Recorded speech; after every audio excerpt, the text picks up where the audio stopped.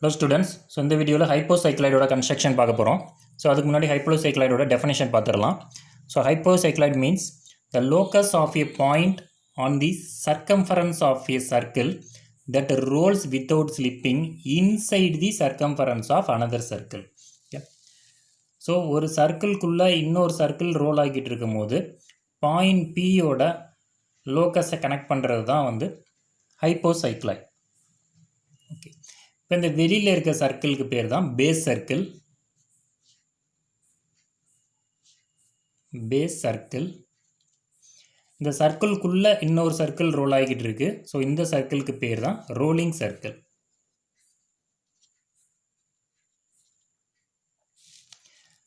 So இந்த வெளியில் இருக்க சர்க்கிளுக்கு சென்டர் பாயிண்ட் ஓன்னு வச்சுக்கலாம்.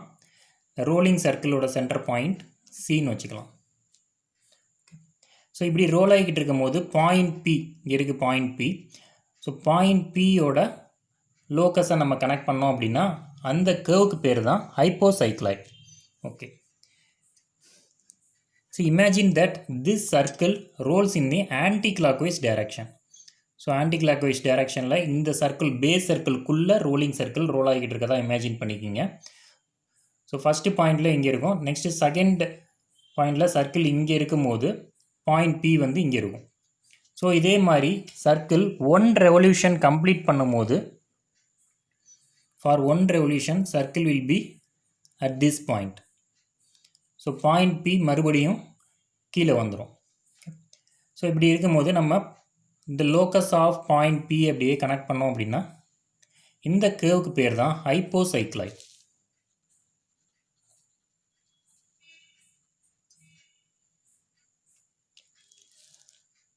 ஸோ இதான் வந்துட்டு basic definition for the hypocycloid. Next நம்ம சம் பார்க்கலாம். நெக்ஸ்ட்டு ஹைப்போசைக்ளாய்டு சம் பாருங்கள்.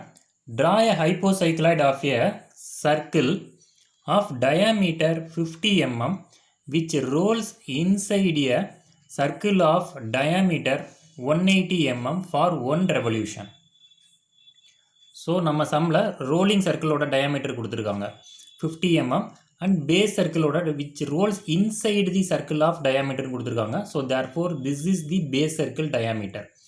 So diameter of the base circle வந்து 180 mm for 1 revolution. Also draw tangent and normal to the hypocycloid at point 50 mm from the center of the directing circle. So base circleக்கு இன்னொரு பேர் தான் directing circle.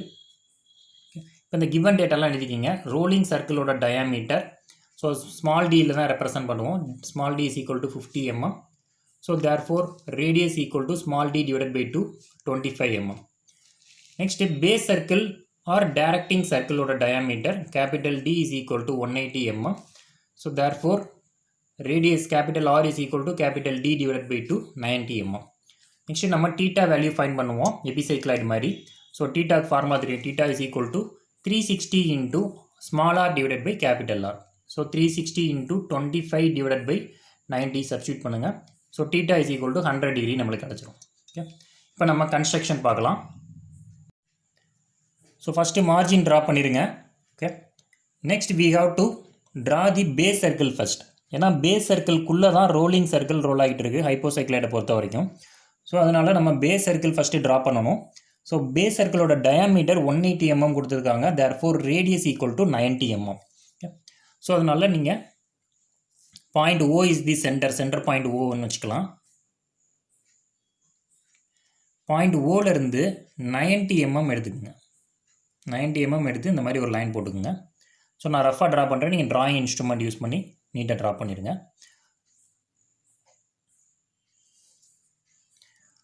So 90 mmக்கு இந்த மாதிரி இங்கே ஒரு line போட்டுருங்க. So this is the point B.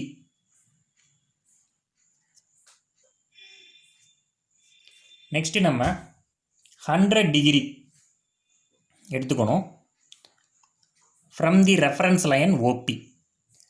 So O சென்டராக வச்சு ஓபி ரெஃபரன்ஸ் லைனாக வச்சு நீங்கள் 100 டிகிரி எடுத்துக்கோங்க. ஸோ 100 டிகிரி இங்கே வருது.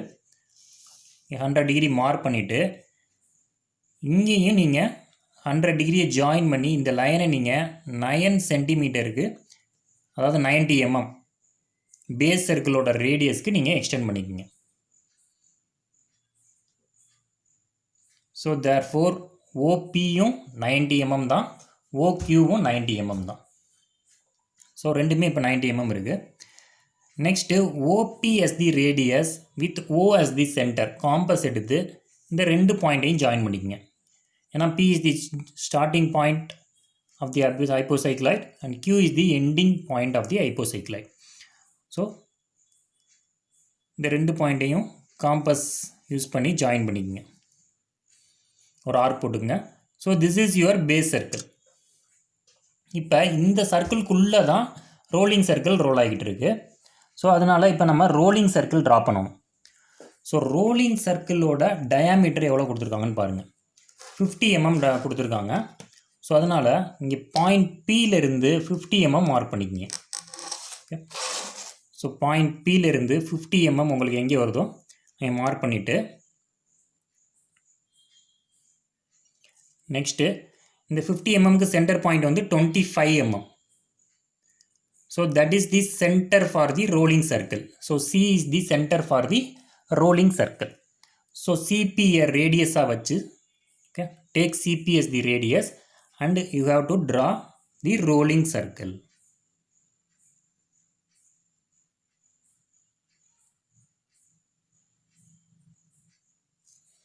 ஸோ இதான் இப்போ உங்களோட rolling circle. Next step, you have to divide the rolling circle into 12 equal parts. ஸோ 12 ஈக்குவல் பார்ட்ஸாக பிரிக்கணும் அப்படின்னா 360 டிவைட் பை 12 30 டிகிரி 30 டிகிரியாக பிரிக்கணும். ஸோ அப்போ நீங்கள் ப்ரொடக்டரை இந்த மாதிரி வச்சுக்கலாம். சிபி லைனை ரெஃபரன்ஸாக வச்சு இங்கே நம்ம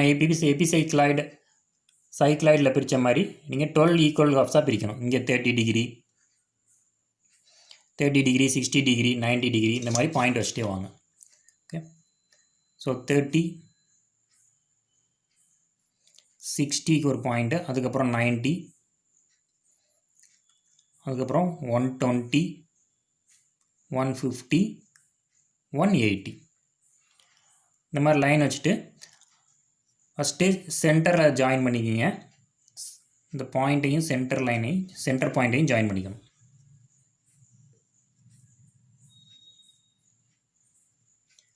சென்டர் பாயிண்ட் ஜாயின் பண்ணதுக்கப்புறம் இந்த லைனை அப்படியே எக்ஸ்டெண்ட் பண்ணிக்கிங்க. இந்த பாயிண்ட்டையும் சென்டர் பாயிண்ட்டையும் ஜாயின் பண்ணிங்க. இந்த லைனை அப்படியே இங்கே எக்ஸ்டெண்ட் பண்ணிக்கலாம். ஏன்னா சர்க்கிள் இஸ் தி சிமெட்ரிக்கல்னால நம்ம இப்படியே எக்ஸ்டெண்ட் பண்ணிக்கலாம். அதை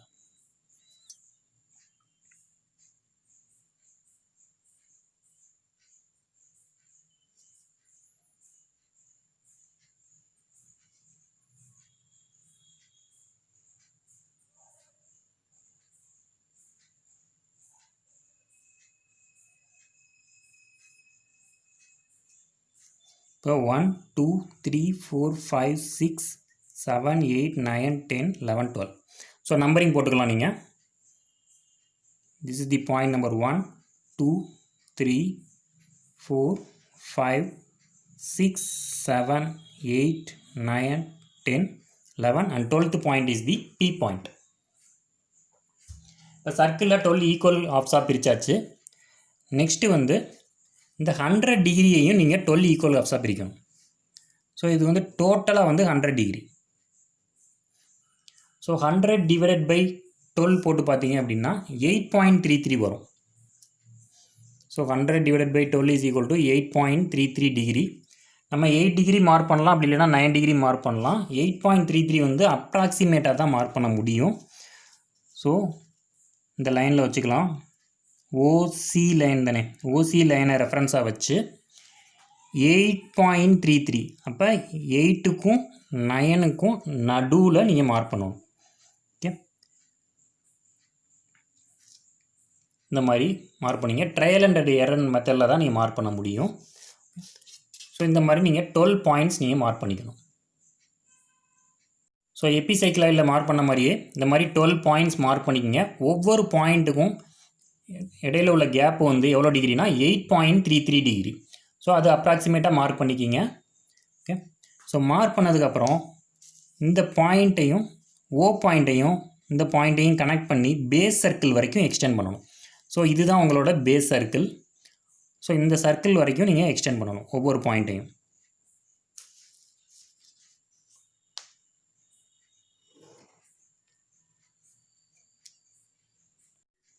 ஸோ இந்த மாதிரி எல்லா பாயிண்ட்டையும் பேஸ் சர்க்கிள் வரைக்கும் எக்ஸ்டெண்ட் பண்ணிக்கோங்க ஓ பாயிண்டில் இருந்து.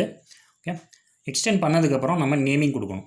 இது 1 dash 2 dash 3 dash 4 dash 5 dash 6 dash 7 dash 8 9 10 dash 11 dash இந்த மாதிரி நேமிங் கொடுத்துருங்க. So next with O as the center and OC as the radius. First நம்ம சென்டர் ஆர்க்கு ட்ரா பண்ணிக்கணும். ஸோ அதுக்கு நம்ம O as the center and OC as the radius. So இந்த மாதிரி draw பண்ணிக்கங்க லாஸ்ட் இது வரைக்கும். அதே மாதிரி 11th பாயிண்ட்டையும் பாயிண்ட் நம்பர் 1ஐயும் கனெக்ட் பண்ணிங்கன்னா அதில் ஒரு கர்வ் வரும்.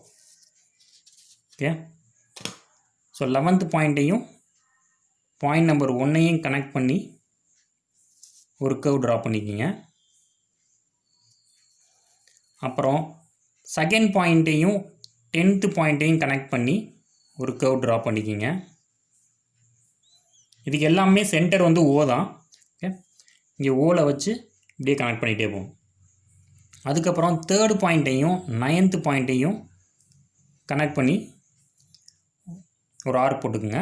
சென்டர் லைன் ஆல்ரெடி நீங்கள் ட்ரா பண்ணியிருப்பீங்க. ஸோ சென்டர் லைன் மட்டும் நம்ம ஸ்கெட்சில் ட்ரா பண்ணிக்கலாம். Centre arc. சரி, நெக்ஸ்ட்டு 4th பாயிண்ட்டையும் 8th பாயிண்ட்டையும் கனெக்ட் பண்ணி ஒரு ஆர்க்கு. அதுக்கப்புறம் 5th பாயிண்ட்டையும் 7th பாயிண்ட்டையும் கனெக்ட் பண்ணி ஒரு ஆர்க்கு. லாஸ்ட்டாக with O as the center and O6 as the radius you have to draw the arc up to this line. இப்போ எல்லா ஆர்க்குமே நம்ம ட்ரா பண்ணியாச்சு. நெக்ஸ்ட்டு நம்ம சென்டர் மார்க் பண்ணணும். ஏன்னா சர்க்கிள் ரோல் ஆகிட்டே இருக்கும் போது ரேடியஸ் சேமாக தான் இருக்கும், சென்டர் மட்டும்தான் மாறிக்கிட்டே வரும். ஸோ அதனால் ஃபார் ஃபஸ்ட்டு பாயிண்ட் இங்கே மார்க் பண்ணிக்கோங்க.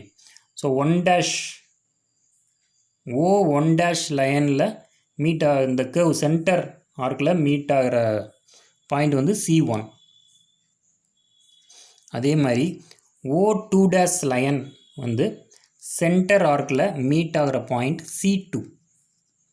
O3 dash line center arc meet ஆகிற பாயிண்ட் C3.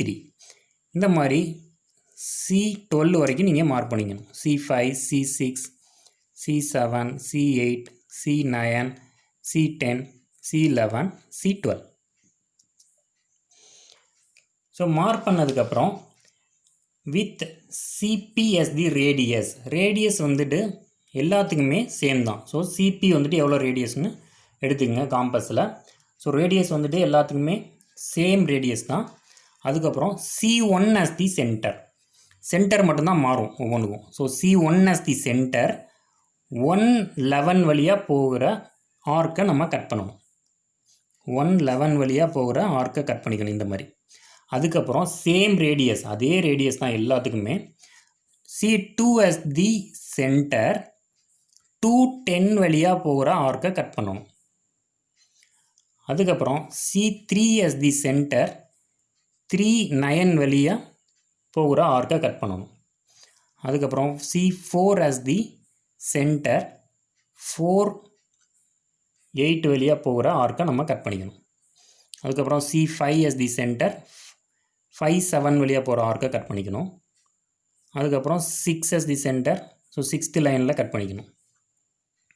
அப்புறம் 7 சென்டராக வச்சிங்க அப்படின்னா 7-5ல் போகிற ஆர்க்கை நீங்கள் கட் பண்ணிக்கணும். ஸோ அப்ராக்சிமேட்டாக தான் நான் மார்க் பண்ணுறேன், உங்களுக்கு கரெக்டாக வரும். நீங்கள் கரெக்டாக போட்டு நீங்கள் இன்ஸ்ட்ருமெண்ட் யூஸ் பண்ணி போட்டிங்கன்னா உங்களுக்கு கரெக்டாக வரும். Next C8 as the centre 4-8 வழியாக போகிற ஆர்க்கை கட் பண்ணிக்கணும். 9 as the சென்டர் 3-9 போகிற ஆர்க்கை கட் பண்ணிக்கணும். ஸோ இந்த மாதிரி நீங்கள் இப்போ C12th பாயிண்ட் வந்து C12 as the centre. Okay, so 12th point வந்துட்டு என்னது, இந்த PQ லைன் தான். ஸோ அப்போ அந்த கடைசி பாயிண்ட் இங்கே தான் வந்து முடியும். இப்போ C11ங்கிறப்ப C11 as the சென்டர் 111 வழியாக போகிற ஆர்க்கை நீங்கள் கட் பண்ணிக்கணும். ஸோ இந்த மாதிரி நீங்கள் எல்லா பாயிண்ட்டையும் கனெக்ட் பண்ணிங்க அப்படின்னா உங்களுக்கு லாஸ்ட்டாக கர்வ் வந்து இந்த மாதிரி வரும்.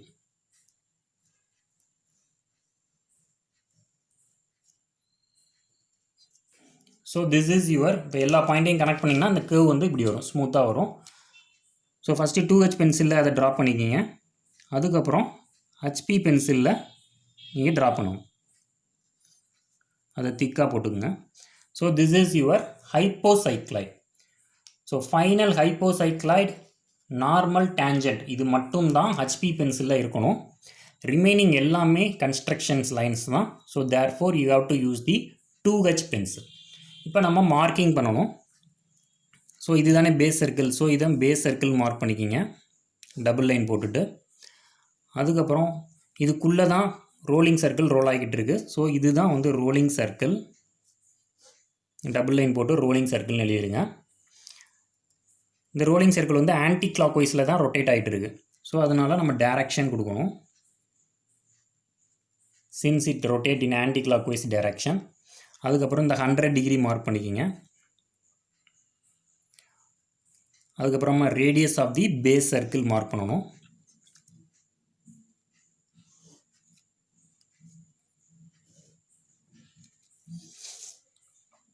Radius of the base circle வந்து R90. சரி, ரேடியஸ்னால நம்ம Rன்னு போட்டுக்கணும். ஓகே, அதுக்கப்புறம் நம்ம diameter of the rolling circle mark பண்ணணும். எக்ஸ்டென்ஷன் லைன் போட்டுட்டு டைமென்ஷன் லைன் போடுங்க. Diameter of the rolling circle வந்து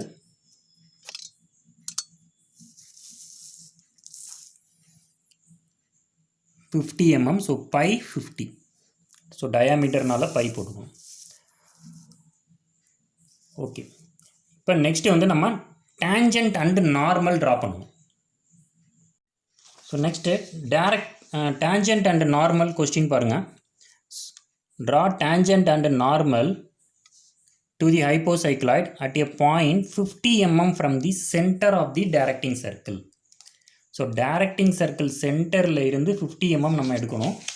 ஸோ காம்பஸில் 50 mm எடுத்துக்குங்க. 50 mm எடுத்துகிட்டு center of the directing circle, O is the center of the directing circle. So directing circle or base circle. So base சர்க்கிளோட center O. So இதிலிருந்து தான் நீங்கள் 50 mm காம்பஸில் எடுத்துக்கங்க. அது வந்து ஹைப்போசைக்ளாய்டு கேர்வில் எங்கே டச் ஆகுதுன்னு பாருங்கள். ஸோ ரைட் சைட்லேயும் டச் ஆகலாம், லெஃப்ட் சைட்லேயும் டச் ஆகலாம். ஏதாவது ஒரு பாயிண்ட் எடுத்துக்கலாம். ஓகே, ஸோ நீங்கள் ரைட் சைட் பாயிண்ட்டும் எடுத்துக்கலாம், அப்படி இல்லைனா லெஃப்ட் சைட் பாயிண்ட்டு ஏதாவது ஒரு பாயிண்ட் தான் நீங்கள் எடுத்துக்கலாம். ஓகே, இங்கே சப்போஸ் இங்கே டச் ஆகுது அப்படின்னா 50 mm இங்கே டச் ஆகுது அப்படின்னா இந்த பாயிண்ட் நீங்கள் எடுத்துக்கலாம். So this is the point எம்னு வச்சுக்கலாம், ஏதாவது ஒரு அல்ஃபபெட் வச்சுக்கோங்க. ஸோ இந்த பாயிண்ட்டுக்கு தான் நீங்கள் டேஞ்சன்ட் அண்டு நார்மல் ட்ரா பண்ணணும்.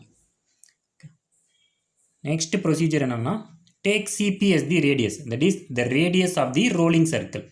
CP as the radius. காம்பஸில் எடுத்துகிட்டு M as the center, cut the center arc. இந்த ஆரஞ்சு கலரில் ட்ரா பண்ணியிருக்கல சென்டர் ஆர்க். ஸோ அங்கே நம்ம கட் பண்ணணும், எங்கே கட் ஆகுதோ அங்கே கட் பண்ணிக்கணும். ஸோ இந்த கட் ஆகிற பாயிண்ட்டை இங்கே ஏதாவது ஒரு அல்ஃபபெட்டில் நோட் பண்ணிக்கலாம். L, இது Lன்னு வச்சுக்கலாம் நம்ம. So next step is you have to join point O and L and extend the line up to the base circle. Base circle end வரைக்கும் நீங்கள் எக்ஸ்டெண்ட் பண்ணணும். ஸோ பேஸ் சர்க்கிள் எண்டு வந்துட்டு இங்கே தானே. ஸோ இங்கே வந்துட்டு டச் ஆகும், இந்த லைன் வந்து டச் ஆகும் பேஸ் சர்க்கிளில். ஸோ அந்த பாயிண்ட்டை நீங்கள் பாயிண்ட் என்னன்னு வச்சுக்கலாம். ஸோ இப்போ நம்ம என் பாயிண்ட்டையும் எம் பாயிண்ட்டையும் கனெக்ட் பண்ணணும். So this is your normal. Arrow mark போட்டுட்டு நார்மல்னு எழுதிடுங்க. You have to use the HP pencil to draw the normal. Next இந்த நார்மலுக்கு பெர்பெண்டிகுலராக நீங்கள் ட்ரா பண்ணிங்கன்னா, ஒரு லைன் ட்ரா பண்ணிங்கன்னா அதுதான் tangent. So MN line is your normal. So MN லைனை ரெஃபரன்ஸாக வச்சு MS தி சென்டர் சென்டராக வச்சு 90 டிகிரி எடுத்துக்கோங்க. 90 டிகிரி எடுத்து பாயிண்ட் வச்சு நீங்கள் ட்ரா பண்ணிங்க அப்படின்னா that is your tangent. So நான் ரஃபாக ட்ரா பண்ணியிருக்கேன், அதனால் டேஞ்சன்ட் கரெக்டாக வரல. இன்ஸ்ட்ருமெண்ட் யூஸ் பண்ணி ட்ரா பண்ணிங்க அப்படின்னா கரெக்டாக இருக்கும். ஸோ இந்த லைனுக்கும் இந்த நார்மல் லைனுக்கும் 90 டிகிரி இருக்கணும். So this line is your tangent. இது எஸ்ன்னு வச்சுக்கலாம். So this line is your tangent. Arrow mark போட்டுட்டு டேஞ்சன்ட்டு போட்டுருங்க. அது மாதிரி நம்ம ஹெட்டிங் எழுதிடணும். 10 mm லைன் போட்டுட்டு ஹைப்போசைக்ளாய்டு அப்படின்னு ஹெட்டிங் எழுதிடுங்க. கீழே வந்து ஆல் டைமென்ஷன்ஸ் ஆர் இன் எம்எம்னு சொல்லிட்டு 5 mm லைன் போட்டுட்டு ஆல் டைமென்ஷன்ஸ் ஆர் இன் எம்எம் போட்டுருங்க. ஸோ இதோட கன்ஸ்ட்ரக்ஷன் ஆஃப் ஹைப்போசைக்ளாய்டு முடிஞ்சு. தேங்க்யூ.